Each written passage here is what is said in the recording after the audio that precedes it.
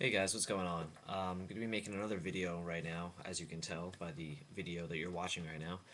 It's going to be just a recent pickups, basically. I was going to try and hold off a little bit and let my Kirby review kind of sit up there, but I mean, nobody's really watching it, so, which is a big reason why uh, I kind of stopped making videos because, I mean, I have like 1,400 subscribers, but really nobody watches my videos, so, I don't think I really put out great content anyway.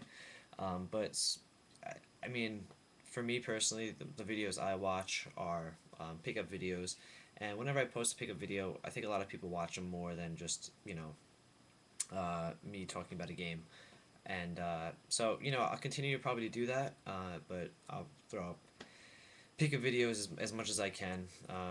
But you know, yeah, nobody's watching it. I have like 76 views or something like that, and I posted it like last night or so.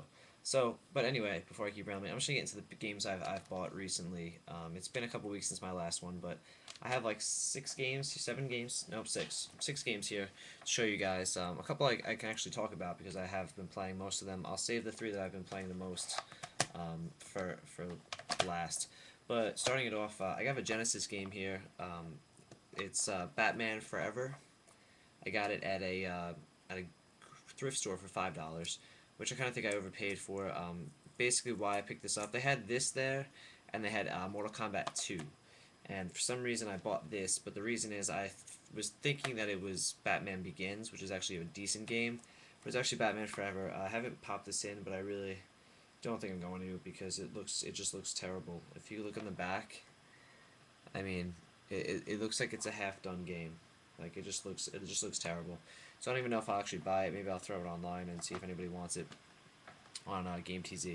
But I kind of definitely regret not spending the $5 on Mortal Kombat 2. I don't know what I was thinking, but well, actually I do know what I was thinking. I actually thought it was a different game, but I don't think I'm going to be playing that one much, if at all. The next 2 games, I went to Best Buy the other day to pick up actually one of the games that's in this lot here, and me and my parents went and we decided to stop at a garage sale randomly. So we pulled over to the yard sale, and I looked over and there was a little bin, and then on top of the bin there was a N64 controller and a couple Xbox controllers. So like, oh, let me check what they have. There wasn't a lot there, but I did actually get to pick up 2 games from it. They were $2 each. The first one is let me do this one. Spyro, You're the Dragon, and Spyro 2, Ripto's Rage. So 2 Spyro games, both greatest hits, but that's okay. There's actually a series I've been looking to try. I think this is the original one, Spyro: The Year of the Dragon, or is it Spyro Enter the Dragon? I don't know. I think this is the first one. If I'm wrong, please let me know. I don't really know that much about the Spyro series because I actually never played them. They're from Insomniac, which is cool. They make pretty good games. So those are the PlayStation 2 games, the PlayStation games and the Genesis games. I haven't played any of those just yet because most of my time has been going to other games.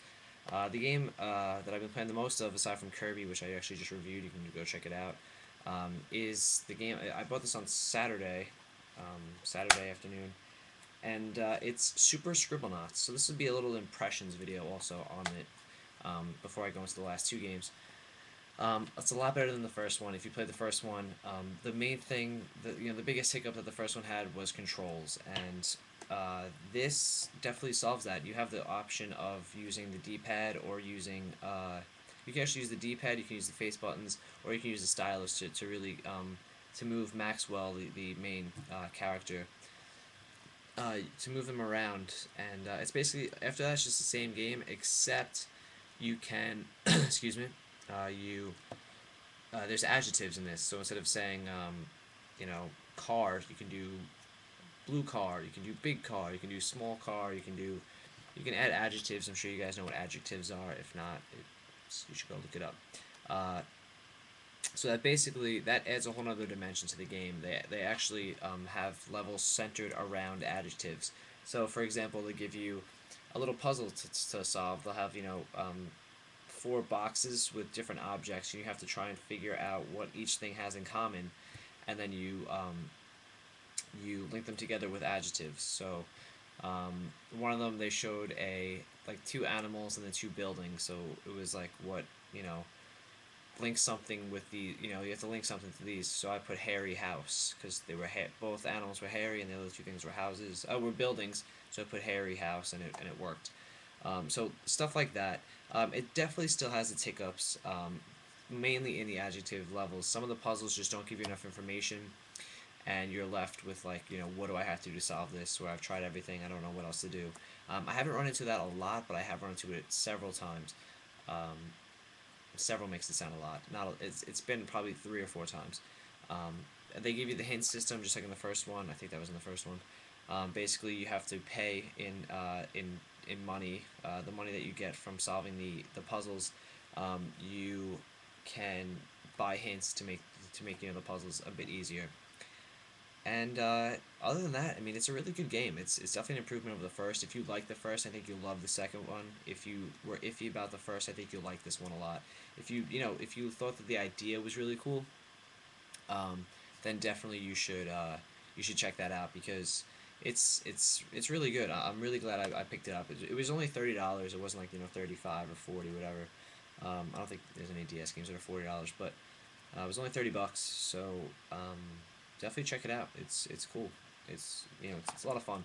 It's what the first game should have been really. Moving forward to the next two games I picked up. The first one I haven't actually gotten to play since I bought it, but I have played it previously.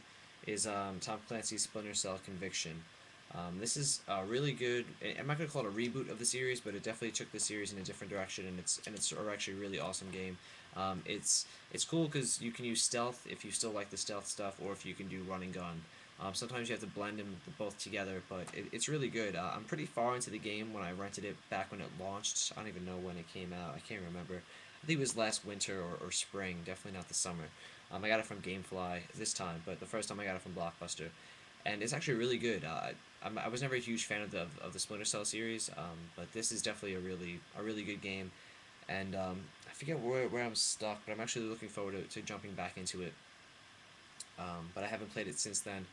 The other game, aside from Kirby and Scribblenauts, I've been playing a lot of is Fable 2. I picked this up. It was $13.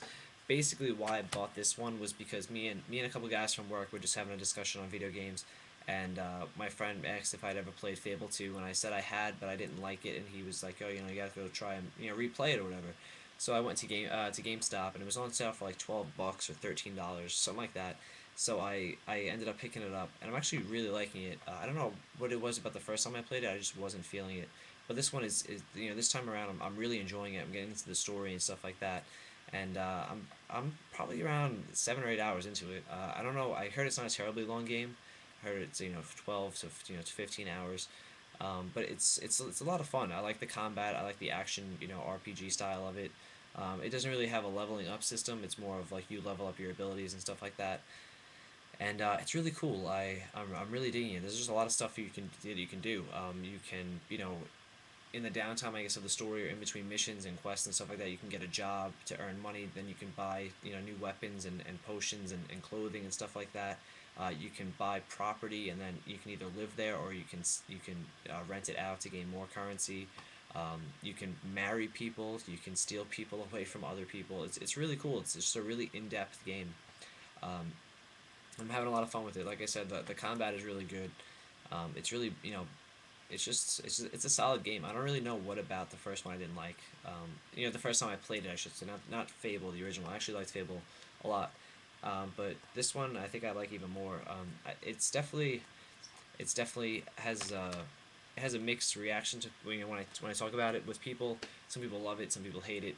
The third one just I think came out today. I think we're gonna have some impressions on tvandlost.net, but it was funny when I was picking this up. The guy was like, "Oh, do you want to pre-order anything today? Fable 3?" I was like, "Why would I want to pre-order Fable 3 when I'm clearly buying Fable 2 right now?" So yeah, that's it for the pickups.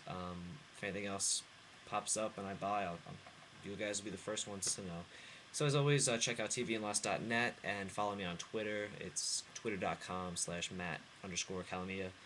And that's it. Um, this definitely went a little longer than I thought it was going to be, but that's okay. So, I'll see you guys later.